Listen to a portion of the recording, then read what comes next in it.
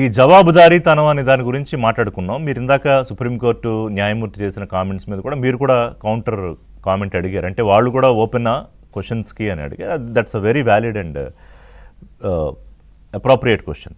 So ఇప్పుడు ఢిల్లీలో జరిగిన జంతర్ మంతర్ నిరసనలు, లేకపోతే ఇప్పుడు జార్ఖండ్లో జరుగుతున్న నిరసనలు, ఇవి ఇస్తున్న మెసేజ్ ఏంటి?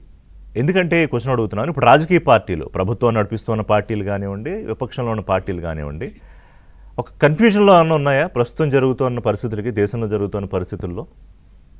ఫస్ట్ లెట్ మీ కాంప్లిమెంట్ మన ఇద్దరు మిత్రుల్లో వాళ్ళ పార్టీ పాయింట్ చాలా గట్టిగా బాగా చెప్పారు. కానీ నేను ఇద్దరికి వ్యతిరేకంగా చెప్తున్నానని వాళ్ళు ఫీల్ అవ్వకూడదు. ఏంటంటే మెసేజ్ ఏమొచ్చిందంటే అర్థం, మనకి ఒక పెద్ద దేశంలో సాధారణంగా ఏమంటారంటే ధనవంతులు ధనం పెరిగారు, పేదవాళ్ళు ఇంకా పేదవారు. కరెక్ట్ కాదు. ధనవంతులు ధనం పెరిగారు, పేదవాళ్ళు కూడా చాలా అప్లిఫ్ట్ అయిపోయారు మన దేశంలో.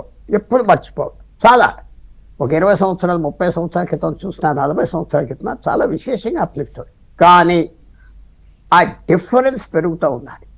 ఒక వ్యక్తి ఎందుకు చిన్న ఉద్యోగాలు ఉన్న వాళ్ళు కూడా అప్సెట్ అవుతున్నారు ఎస్టాబ్లిష్మెంట్ మీద. ఎస్టాబ్లిష్మెంట్ అంటే ఈ ప్రభుత్వం ఆ ప్రభుత్వం అని కాదు. ఫర్ ఎగ్జాంపుల్, ఒక బీజేపీ ప్రభుత్వం ఢిల్లీలో ఉన్నది, ఆంధ్రాలో టీడీపీ కాంగ్రెస్ ప్రభుత్వం, తెలంగాణలో ఉన్నది, కర్ణాటకలో అదే తమిళనాడులో ఒక విజయ్ గవర్నమెంట్ ఉన్నది.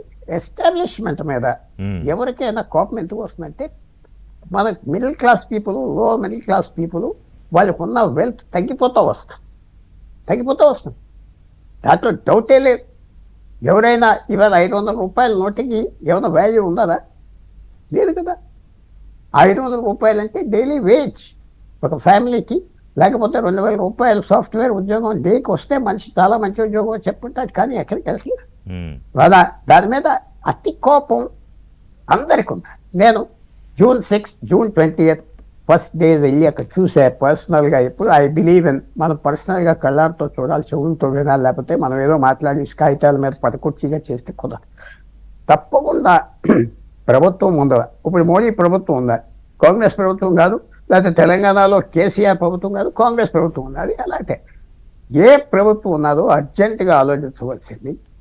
ఎవరైనా చదువుకుని ఒక ఉద్యోగం వస్తే, ఉద్యోగం లేవంటే కూడా ఒప్పుకో. అన్ఎంప్లాయ్మెంట్ లేదు, అండర్ ఎంప్లాయ్మెంట్ అంటారు. సరిపడా ఉద్యోగం లేదు, నాకు సరిపడా ఆదాయం రావట్లేదు. వర్క్ ఉన్నది, వర్క్ లేదంటే మరి ఆ కాగితాల మీద కనపడే నంబర్స్, ఆర్థిక వ్యవస్థ పెరిగేది అదంతా జరగదు. అలాంటి పరిస్థితుల్లో తప్పకుండా ప్రభుత్వం ఈ గత 10 సంవత్సరాలు ఎందుకు తీసుకుంటున్నా, 12 సంవత్సరాలు అంటే అది మన లెక్కకి మోడీ గారు 12 years చేస్తున్నారు. కాబట్టి ధర పెరుగుదల, పొదుపు తగ్గిపోయిన దేశంలో వేల సంవత్సరాలు బట్టి భారతదేశం ప్రపంచంలో పొదుపు, భారతదేశం ఉన్న బలం తగ్గిపోయింది. వాళ్ళు తీసుకొచ్చిన ఆర్థిక వ్యవస్థ పాలసీస్ కుదరట్లేదు. కుదిరితే అక్కడ జయప్రకాష్ గారు కేంద్ర ఆర్థిక శాఖ లేటెస్ట్ రిపోర్ట్ వచ్చింది కదా, ఎన్ని కోట్ల కుటుంబాలు అప్పుల ఊబులో ఉన్నాయి అనేది. అది ఎవరికి కొద్ది దగ్గరికి వెళ్ళక్కర్లేదు. మీ జోబులో చూసుకోండి, నా జోబులో చూసుకుంటా మనం ఫీల్ అవుతున్నాం కదా. 2016లో అప్పుడు జిఎస్టీ ఇంట్రడ్యూస్ చేశారు. 16 నా జ్ఞాపకంగా చెప్తున్నా. ఒక 25లో నరేంద్ర మోడీ గారు లేచి తగ్గించారు. 9 సంవత్సరాలు విపరీతమైన ట్యాక్సెస్ కలెక్ట్ చేశారు. పెట్రోల్ ధర ప్రపంచం అంతా పడిపోతే పడి ఇవన్నీ ఏమవుతుందంటే, మీకు అంతా బాగున్నది, ఆర్థిక వ్యవస్థ పెరుగుతుంది, కానీ ఇన్కమ్ పెరగట్లేదు, వాల్యూ పెరగట్లేదు. సో అది కరెక్ట్ చేయాలి గవర్నమెంట్. మీరు అన్న మెసేజ్ వచ్చేది ఏమిటంటే, ఎవరైనా వెళ్ళి కోపం ఎక్కడ చూపెట్టుకుంటారు? మనం వెళ్ళి రాష్ట్ర ప్రభుత్వం మీద చూపెడితే, లేకపోతే ఏ చిన్న పట్టణాల్లో వెళ్ళి చూపెడితే మనల్ని సహించరు ఆ ప్రభుత్వాలు. ఏ ప్రభుత్వం అయినా, బీజేపీ అవునే, కాంగ్రెస్ అవునే, లేకపోతే మమతా అవునే, వెళ్ళి ఆ సిటీలో ఇలా చెప్తే వాళ్ళ మీద అటాక్ చేస్తారు. సో ఢిల్లీలో అవకాశం దొరికింది. నేమ్లెస్గా, ఫేస్లెస్గా ఎవరైనా వెళ్ళి మాట్లాడవచ్చు ప్రస్తుత పరిస్థితుల్లో. సో అందువల్ల గవర్నమెంట్స్, నా అభిప్రాయంలో ఈ గవర్నమెంటే కాదు అన్ని గవర్నమెంట్లు, ఈ మిడిల్ క్లాస్, లో మిడిల్ క్లాస్ 50% జనం, 60% జనం, పేదవాళ్ళు కూడా ఆశ ఏంటంటే మధ్యతరగతిలో వద్దామని. మధ్యతరగతిలో వద్దాం, ఆ సేఫ్టీ లైఫ్ ఉంటుంది, ఉద్యోగం చేసుకుందాం. ఆ డ్రీమ్స్ స్పాయిల్ చేస్తున్నారని నేను చెప్తున్నాను. ఏదో ఫ్యాక్టరీలు వచ్చేసి, లేకపోతే అది వచ్చేసింది, ఇది వచ్చేసింది అంటే కుదరదు. ఇక్కడ ఆ లైఫ్ ఎనర్జీ వీళ్ళు ప్రొటెక్ట్ చేయాలి. అది జరగట్లేదు. అందువల్లనే ఆ కోపం ఎంత ఉన్నది నేను చెప్పలేను. ఆ పరీక్షల వల్ల తగ్గిపోయిందా, లేకపోతే ఒక అనామకుడు ఒక ఎడ్యుకేషన్కి రమ్మంటే Saurav Das, by the way I'm big admirer of Saurav Das, ఆ డాన్సింగ్ లీడర్, మీరు మర్చిపోవద్దు. సో దేర్ఫోర్ వారి వెనకాల ఫాలోయింగ్ వస్తుందంటే ఏంటి? అభిజిత్ కదా, Abhijit Saurav Das. Saurav Das is a spirit, వాడు ఉన్న స్పిరిట్ వేరుది, వాడు ఫేస్ వాడిది. సౌరవ్ దాస్ వాళ్ళకి వస్తున్నారు అనామకులు, పిలిస్తే వస్తున్నారు జనం. అంటే వాళ్ళ ప్రతి ఒక్కరికి వేరే వేరే వేరే వేరే గ్రీవెన్సెస్ ఉన్నాయి. అందరికీ ఒక గ్రీవెన్స్ కాదు, జ్ఞాపకం పెట్టుకోండి. ఆ గ్రీవెన్స్ తప్పకుండా ప్రభుత్వాలకి నిద్రలేవాలి.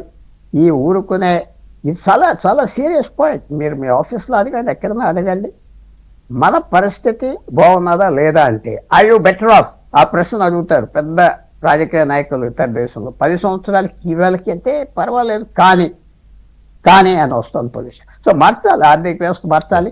ఈ ఇన్ఈక్వాలిటీ ఉన్నది కదా, చాలా బాధ. ఎవరు చూసినా ధనవంతులు ఖర్చు పెట్టేది ఒక 20 సంవత్సరాల క్రితం అలా షో ఆఫ్ చేసేవారు కాదు. ఇలా ఖర్చు పెడుతున్నాం, ఇంత బట్టలు వేసుకున్నాం, ఇలా వేసుకున్నాం, ఓపెన్గా చేస్తున్నారు కదా. అదే సోషల్ మీడియాలో కనపడేది ఏంటి? కరెక్ట్, అది. సో తప్పకుండా రిఫ్లెక్షనే కదా మనకి సోషల్ మీడియా అనేది. ఇది మన మహాత్మా గాంధీ చెప్పిందా, నెహ్రూ చెప్పిందా, ఇందిరాగాంధీ చెప్పిందా, జయప్రకాష్ శాస్త్రియా, ఎవరు చెప్పినా ఇది మన కల్చర్కి కన్స్పిక్యూస్ కన్జంప్షన్. అంటే ఎక్కువ ఖర్చు పెడతాం, అందరు చూసేటట్టుగా ఖర్చు పెట్టాలి. అది పెద్ద బాధ. ఇది యూత్లో వచ్చిన బాధ ఏంటంటే మనం కష్టపడితే మన జీవితం ఇంతేనా? ఎంతో కష్టపడుతున్నారు. భారతదేశంకి ఉన్న టాలెంట్ ఏ ప్రపంచంలో ఏ దేశానికి లేదు. 4-5 వేల సంవత్సరాల నుంచి వచ్చిన సివిలైజేషన్ అంటూనే ఎక్కడికి వెళ్ళినా భారతీయులు కావాలంటున్నారు ప్రపంచంలో. అది మర్చిపోవద్దు. ఎక్కడికి వెళ్ళినా ఎనీ ప్లేస్, ఇవాళ జపాన్, జర్మనీ, లక్షల మందికి ఆపర్చునిటీస్ ఉన్నాయి భాష వస్తే. మీరే రావాలంటున్నారు. పాకిస్తాన్ నుంచి రమ్మంటలేదు, మిడిల్ ఈస్ట్ నుంచి రమ్మంటలేదు, ఆఫ్రికా నుంచి రమ్మంటలేదు. అలాంటి దేశం మీరు ఆలోచించుకోవాల్సింది ఏంటంటే, నేను నీతిని చెప్తాను, అందరు చెప్తారు, కానీ ఈ ఇన్ఈక్వాలిటీ మనం బిట్రే చేసామా యంగర్ జనరేషన్ని, మనం మోసం చేసామా, ఆ క్వశ్చన్ వస్తుంది. కాబట్టి నేను ఎదురు చూస్తుందా ఈ యాజిటేషన్ ఎలాంటి మలుపు తీస్తారో నేను చెప్పలేకపోతున్నా. ఎలాంటి మలుపు ఇంకా పెరుగుతుందా, తగ్గిపోతుందా, ఏం చేస్తారు చూడాలి. లింగయ్య యాదవ్ గారు, ఇప్పుడు